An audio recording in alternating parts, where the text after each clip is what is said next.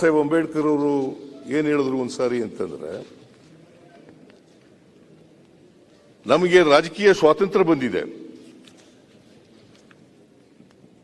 ರಾಜಕೀಯ ಸ್ವಾತಂತ್ರ್ಯಕ್ಕೆ ಅದು ಸಾರ್ಥಕ ಆಗಬೇಕಾದ್ರೆ ಆರ್ಥಿಕ ಸ್ವಾತಂತ್ರ್ಯ, ಸಾಮಾಜಿಕ ಸ್ವಾತಂತ್ರ್ಯ, ದಲಿತರಿಗೆ ಪರಿಶಿಷ್ಟ ಜಾತಿ ಪರಿಶಿಷ್ಟ ವರ್ಗದವರಿಗೆ ಸಿಕ್ಕಿದಾಗ ಮಾತ್ರ ರಾಜಕೀಯ ಸ್ವಾತಂತ್ರ್ಯ ಬಂದದಕ್ಕೆ ಸಾರ್ಥಕ ಆಗ್ತದೆ, ಇಲ್ಲಿವರೆ ಆಗಲ್ಲ.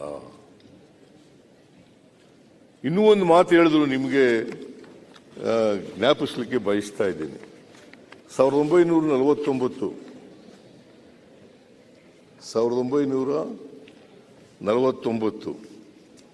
ನವೆಂಬರ್ 25ನೇ ತಾರೀಕು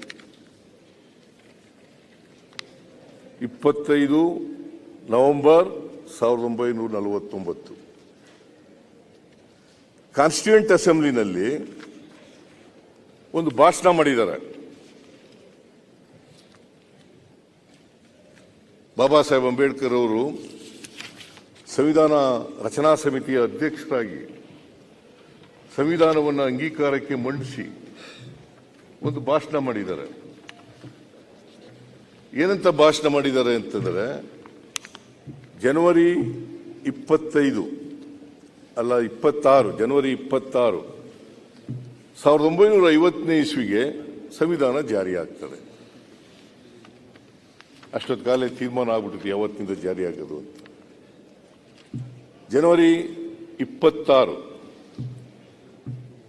1950ನೇ ಇಸ್ವಿಯಿಂದ ಸಂವಿಧಾನ ಜಾರಿಗೆ ಬರ್ತದೆ. ನಾವು ಎಲ್ಲರೂ ಕೂಡ ವೈವಿಧ್ಯತೆ ಇರ್ತಕ್ಕಂಥ ಸಮಾಜಕ್ಕೆ, ವೈರುಧ್ಯತೆ ಇರ್ತಕ್ಕಂಥ ಸಮಾಜಕ್ಕೆ ಕಾಲಿಡ್ತಾ ಇದೆ.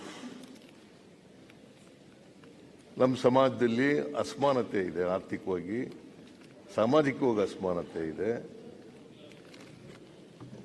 ರಾಜಕೀಯ ಸ್ವಾತಂತ್ರ್ಯ 1947 ಆಗಸ್ಟ್ 15ನೇ ತಾರೀಕು ಬಂದ್ಬಿಟ್ಟದೆ. ನಾವು ಡೆಮಾಕ್ರಸಿ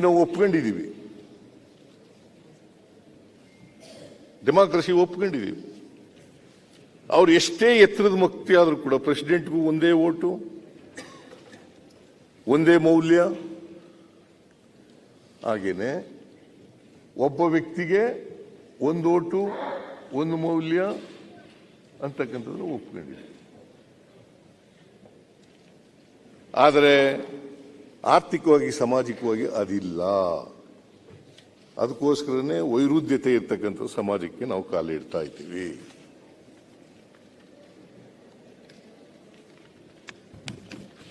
ಇಂಥ ಸಮಾಜದಲ್ಲಿ ಕಾಲಿಟ್ಟಾಗ, ಇದು ಅಂಬೇಡ್ಕರ್ ಮಾಡಿರ್ತಕ್ಕಂಥ ಭಾಷಣ 1949 ನವೆಂಬರ್ 25ನೇ ತಾರೀಕು ಮಾಡಿರ್ತಕ್ಕಂಥ ಭಾಷಣ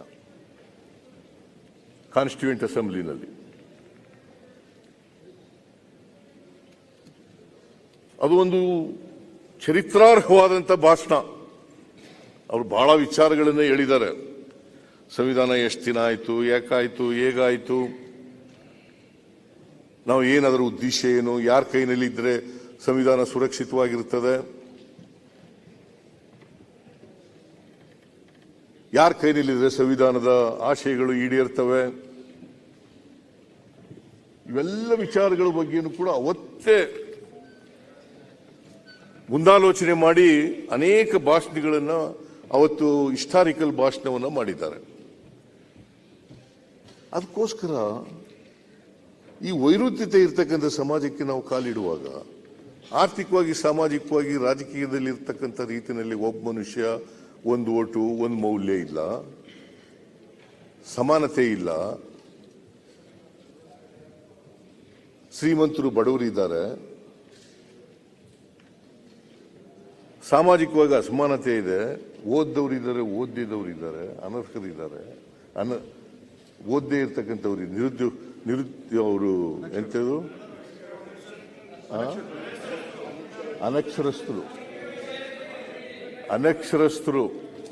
ಅನಕ್ಷರಸ್ಥರಿದ್ದಾರೆ. ಇಂಥ ಸಮಾಜ ನಾವು ಸ್ವಾತಂತ್ರ್ಯ ಬಂದ ಮೇಲೆ ಬರ್ತಾ ಇದ್ದೀವಿ. ಅದರಿಂದ ನಮ್ಮೆಲ್ಲರ ಜವಾಬ್ದಾರಿ ಆರ್ಥಿಕವಾಗಿ ಸಾಮಾಜಿಕವಾಗಿ ಶಕ್ತಿಯನ್ನು ಕೊಡಬೇಕು.